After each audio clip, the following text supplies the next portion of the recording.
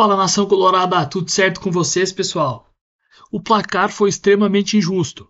A derrota por 1-0 do Internacional, o resultado, o placar, foi um placar injusto e não refletiu o que foi o jogo. Porque era para ter sido pelo menos 4-0 para o Fluminense. O Fluminense deveria ter goleado o Internacional em pleno Maracanã, essa que é a verdade. Um Internacional apático no primeiro tempo, como há muitos anos eu não tinha visto. E olha que o Inter fez nos últimos anos partidas tenebrosas, partidas ridículas.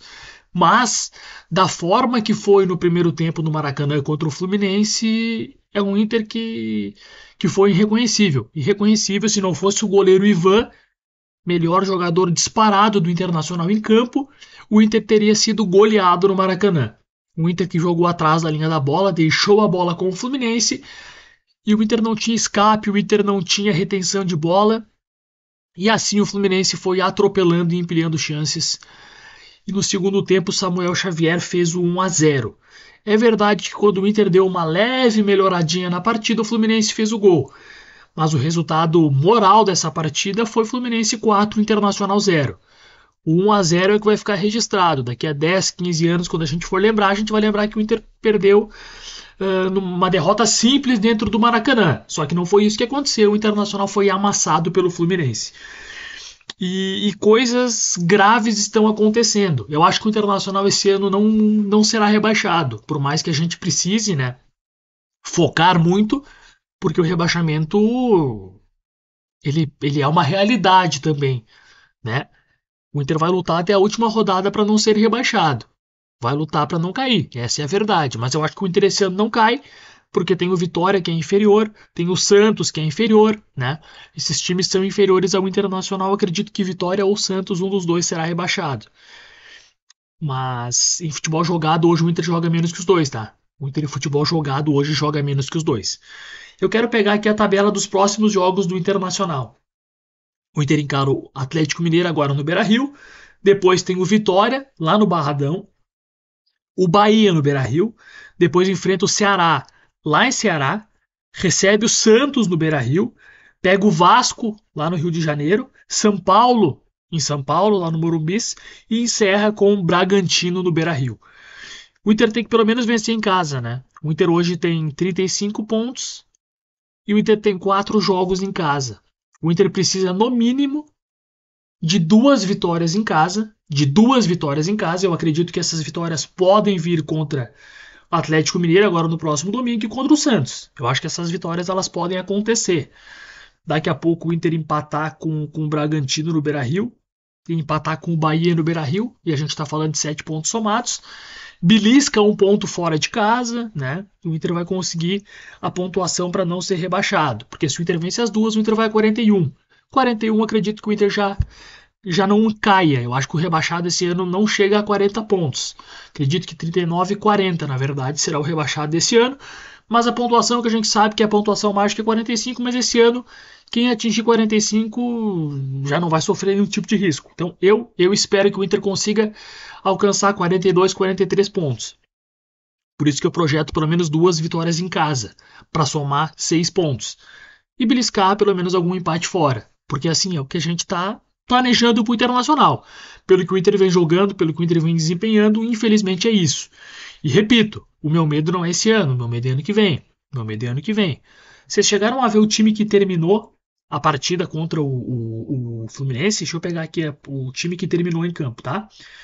Tio Ivan no gol, Alain Benítez na lateral direita, dupla de zaga formada por Cleiton Sampaio e Juninho, e o Pablo na lateral esquerda.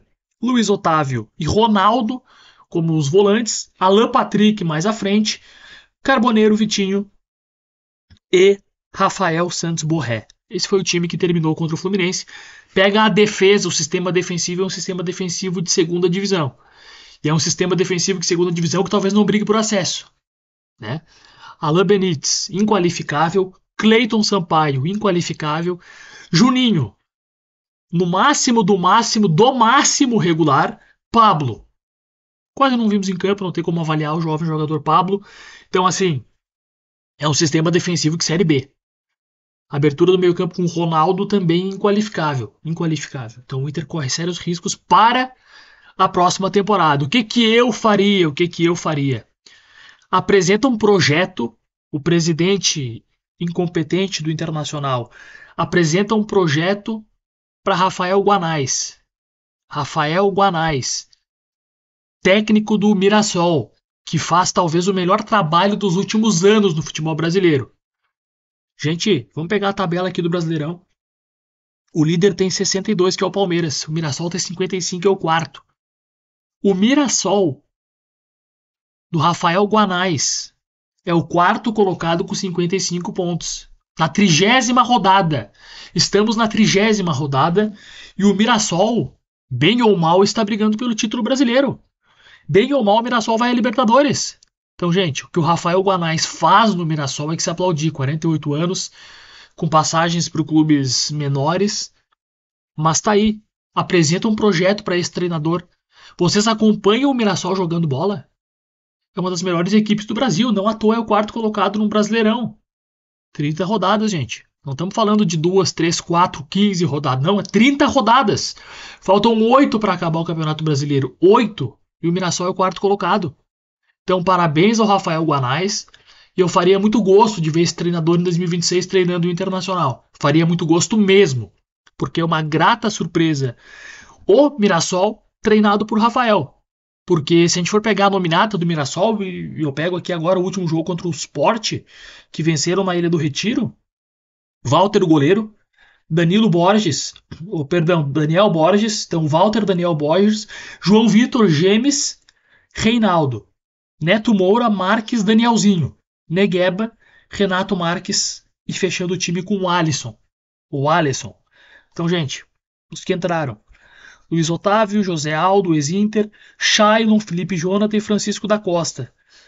E esse é o time do Mirassol, gente. Que Rafael Guanais faz é inacreditável. Inacreditável. Então que o Alessandro Barcelos tem um projeto para ter Rafael Guanais em 2026 treinando o Internacional.